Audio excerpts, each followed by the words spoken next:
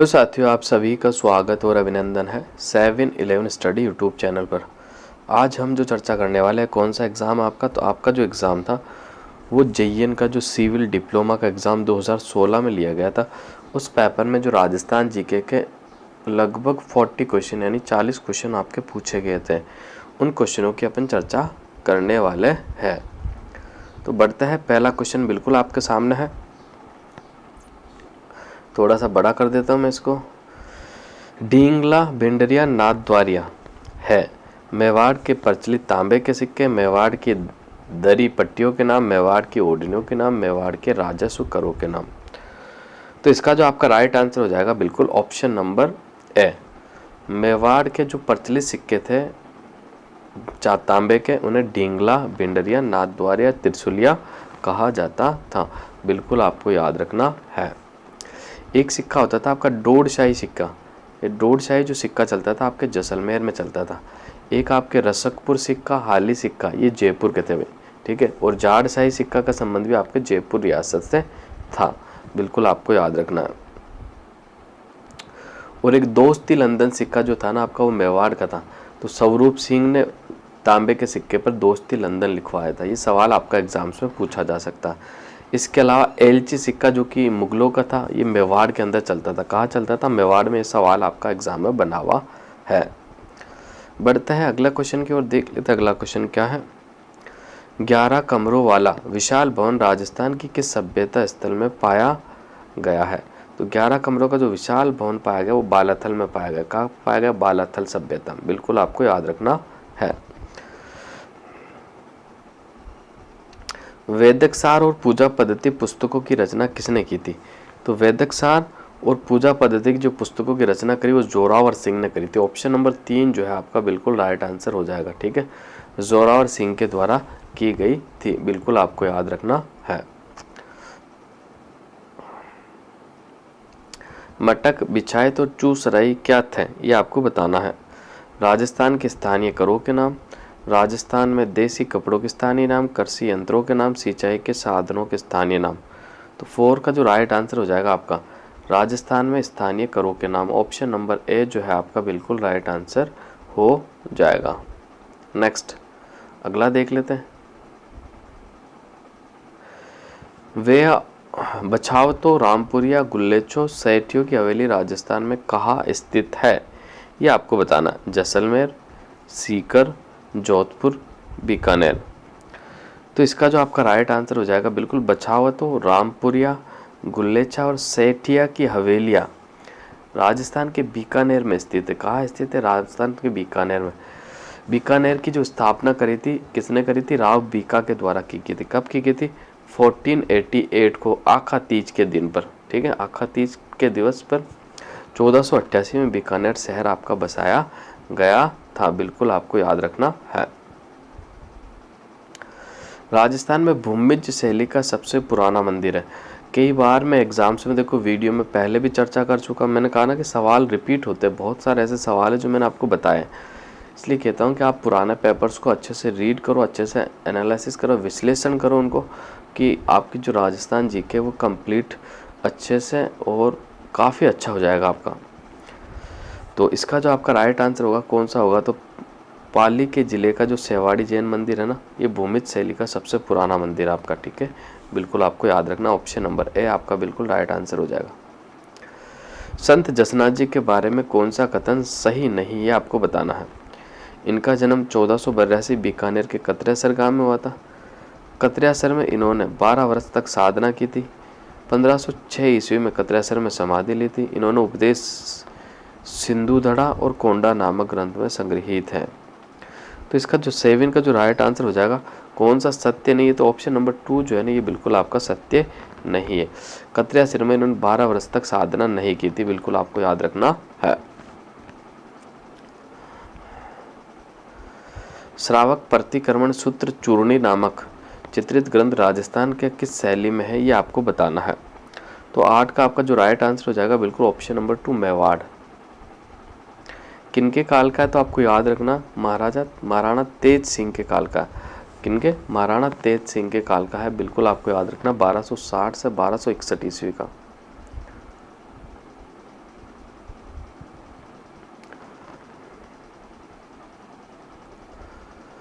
सुमेलित करना, आपको कौन सा कूट सुमेलित नहीं है ये आपको बताना है। तो देख लेते हैं कौन सा कूट। मतीराम की रचना ललित ललाम में बिल्कुल सही है आपका। नरहरिदास के अवतार चरित्र है, बिल्कुल सही है आपकी। दयाबाई की आपकी दयाबोध है, बिल्कुल सही है आपका। सोमनाथ का आपका सुजान चरित्र नहीं है, बिल्कुल बिल्कुल। ऑप्शन नंबर 4 जो है ना ये आपका बिल्कुल ये सुमेलित नहीं है। दयाबाई की बात कर लो तो दयाबाई जो थी वो चरणदास की शिष्य थी।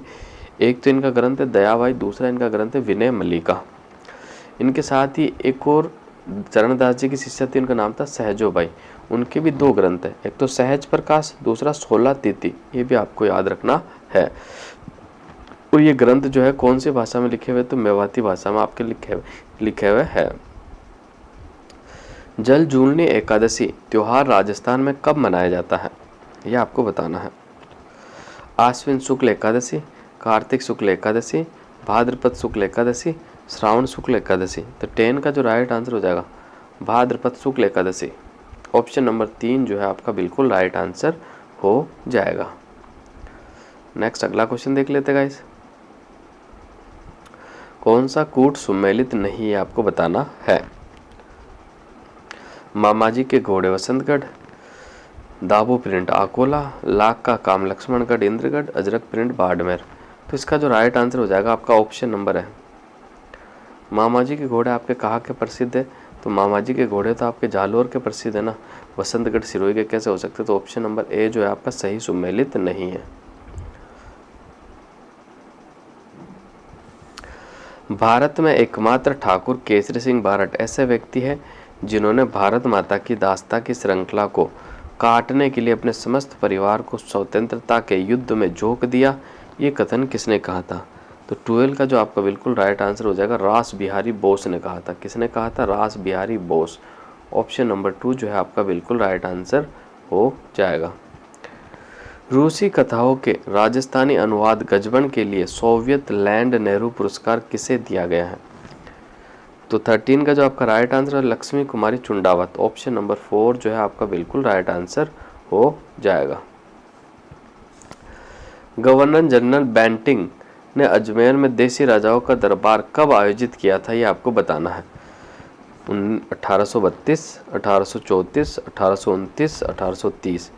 इसका जो आपका राइट आंसर हो जाएगा बिल्कुल कौन सा होगा, ऑप्शन नंबर फर्स्ट वाला आपका बिल्कुल राइट आंसर हो जाएगा।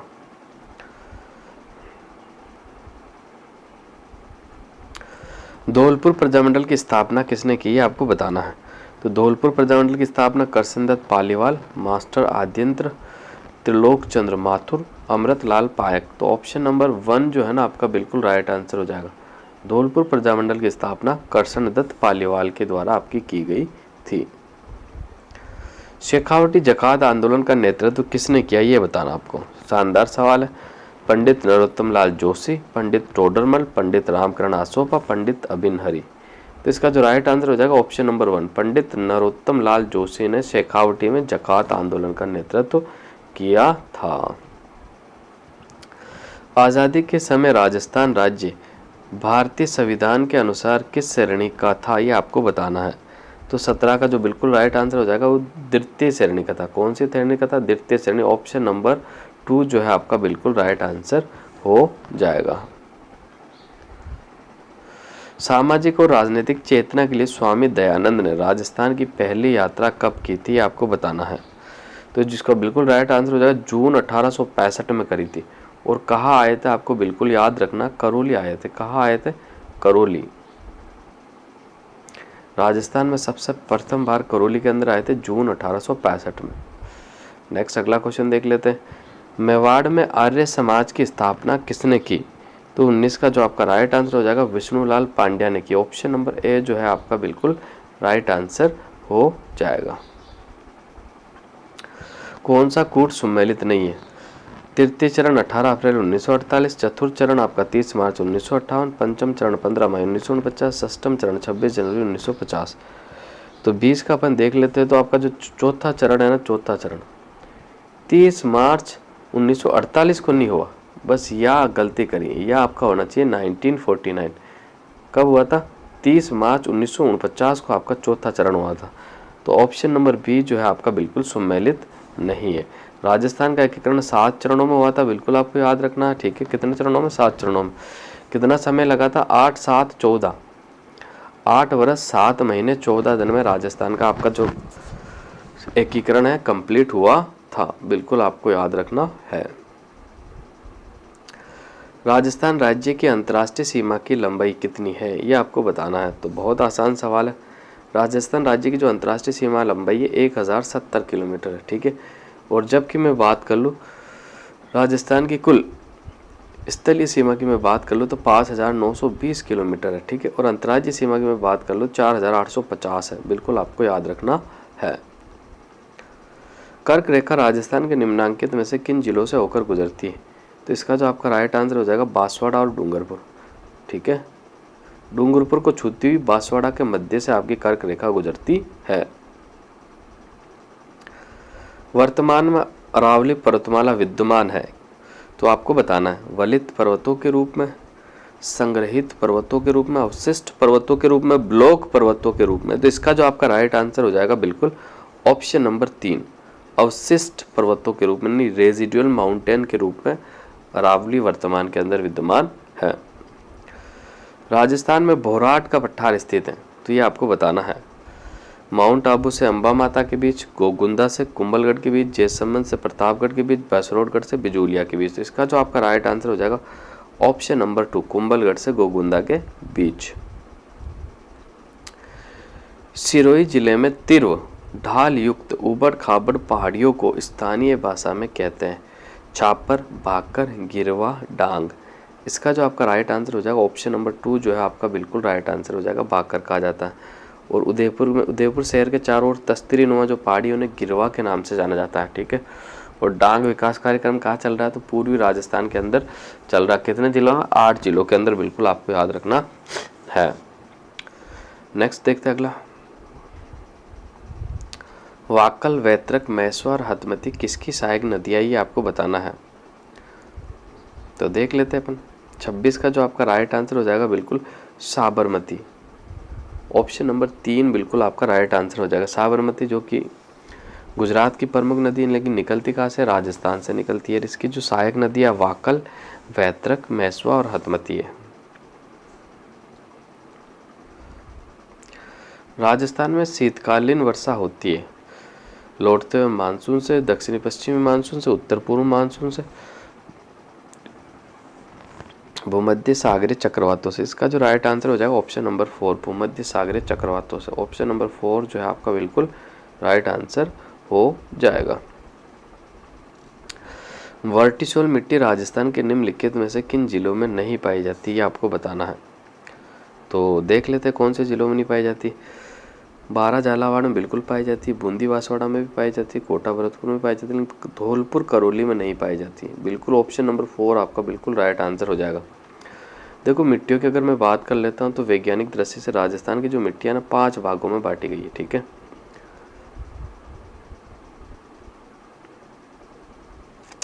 देखो यहाँ जो आपकी मिट्टी पाई जाती है वो कौन सी? एंटीसोल और एरिडोसोल, जो कि आपके पूरे पश्चिमी मरुस्थल के अंदर पाई जाती है। 2 प्रकार की, एंटीसोल और एरिडोसोल। जबकि वर्टिसोल प्रकार की जो मिट्टी है वो हाड़ौती के पठार के आसपास पाई जाती है और हाड़ौती के पठार में पाई जाती है। अल्फीसोल मृदा जो कि पूर्वी राजस्थान में पाई जाती है। कहाँ पाई जाती है? पूर्वी राजस्थान। और आपकी जो इंसेप्टिसोल मृदा है जो आपके अरावली जा रही है ना, अरावली के आसपास के जो जिले हैं वहाँ पर आपके इंसेप्टिसोल की मृदा पाई जाती है। अगला क्वेश्चन देख लेते हैं। निम्नांकित में से कौन से वन राजस्थान में सर्वाधिक क्षेत्रफल में फैले हुए हैं? मिश्रित पतझड़, शुष्क सागवान, उष्ण कटिबंधीय पतझड़, उपोष्ण कटिबंधीय सदाबहार। तो इसका जो आपका राइट आंसर हो जाएगा ऑप्शन नंबर ए, उष्ण कटिबंधीय पतझड़ वन राजस्थान के अंदर सर्वाधिक पाए जाते हैं, बिल्कुल आपको याद रखना है। राजस्थान में कास्ट जीवाश्म यानी वुड फॉसिल पार्क किस स्थान पर स्थित है, ये आपको बताना है। तो 30 का जो आपका राइट आंसर हो जाएगा बिल्कुल आक्कल गांव, जैसलमेर। ऑप्शन नंबर 2 जो है आपका बिल्कुल राइट आंसर हो जाएगा।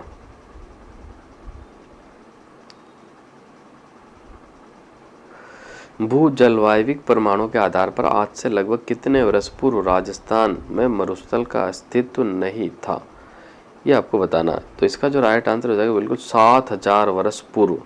कितने हजार वर्ष पूर्व? 7000 वर्ष पूर्व आपका राजस्थान के अंदर मरुस्थल नहीं था। मरुस्थल की जगह आपका समुंदर था जो धीरे धीरे पीछे खिसकता चला गया।